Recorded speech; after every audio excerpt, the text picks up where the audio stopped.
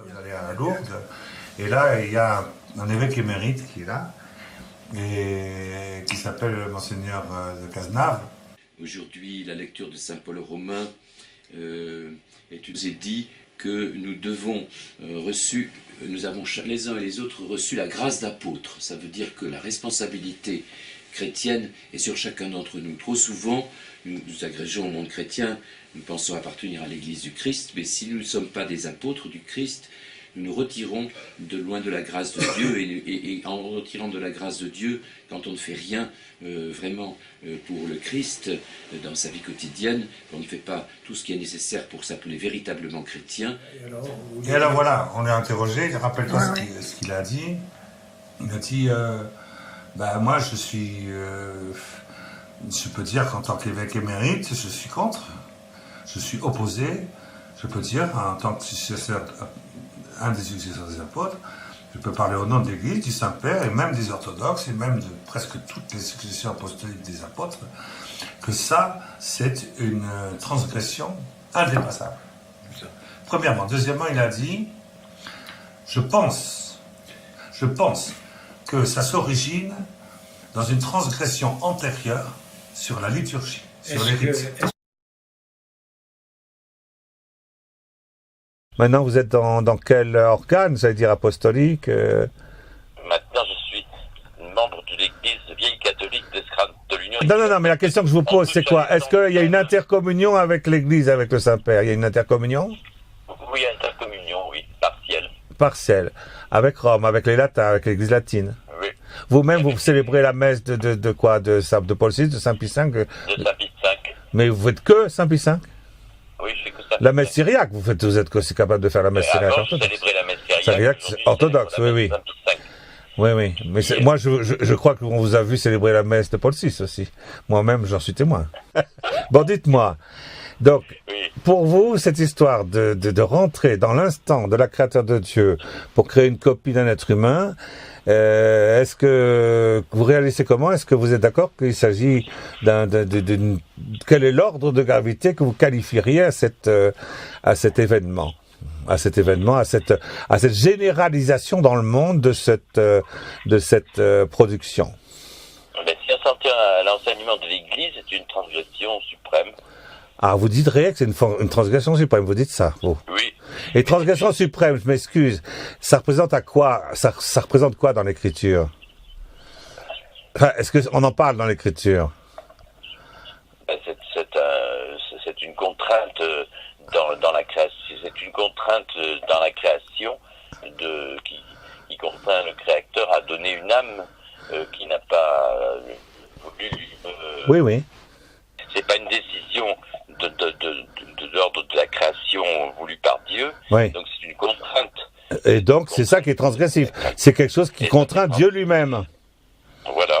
Ah, donc est-ce qu'on peut faire, à votre avis, quelque chose de plus transgressif jusqu'à la fin du monde? Est-ce qu'il est possible qu'il y ait un acte plus transgressif? Mais non, mais je vous dis, une transgression suprême, c'est ce que j'entends par suprême. Suprême, on peut pas aller plus loin, d'accord. Suprême, ça veut dire que c'est le plus haut sommet de la transgression, d'accord.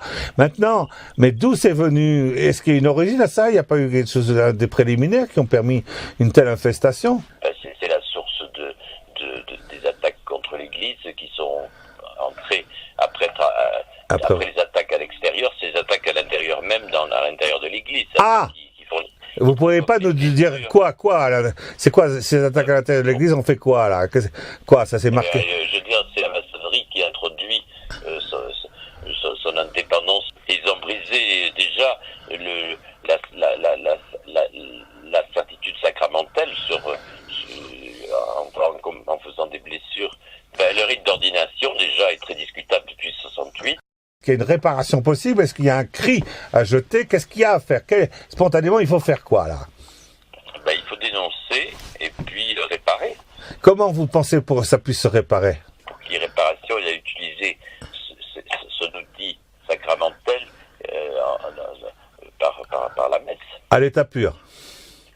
Oui. Avec tous ses fruits? Avec tous ses... formuler l'intention pour que la réparation se fasse par l'entremise de celui qui a été envoyé par Dieu pour réparer, le Christ. Simplement, ce soit la tête de l'Église elle-même devant. Est-ce que quand même le cardinal Barbarin, à ce moment-là, n'avait pas dit, Il s'est rétracté. n'avait pas parlé de transgression, Oui. Transgression Suprême. suprême. Ah oui, Oui. Il avait parlé Sans de transgression précédent. suprême, sans précédent. Oui. Eh Oui, bien, il s'est rétracté. eh bien, moi, je l'avais approuvé. Je lui avais même écrit pour l'approuver. Ah, mais ça c'est très très bien parce que vous ne me l'aviez pas dit. Si, on en avait parlé une fois. Non, vous ne m'avez pas dit que vous l'aviez approuvé par écrit, ça non. Je l'avais approuvé pour son courage et par rapport à... Moi, je ne connais pas bien tout ce que vous me dites là.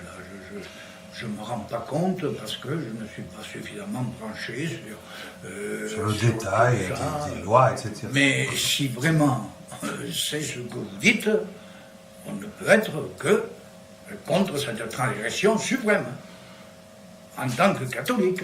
Oui, mais on veut demander, on a un devoir de réparation apostolique universelle. Ah ben ça, il faut y travailler. Mais il faut au moins que d'abord on commence à dire qu'on n'est pas d'accord.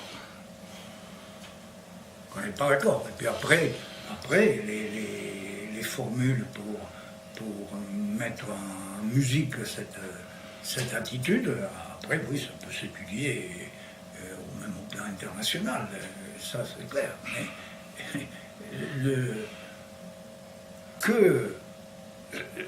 moi, je suis d'accord pour dire que c'est une transgression suprême qui atteint Dieu et qui atteint l'homme. Ça, c'est vrai. Dans sa source. Là, je le pense. C'est une évidence.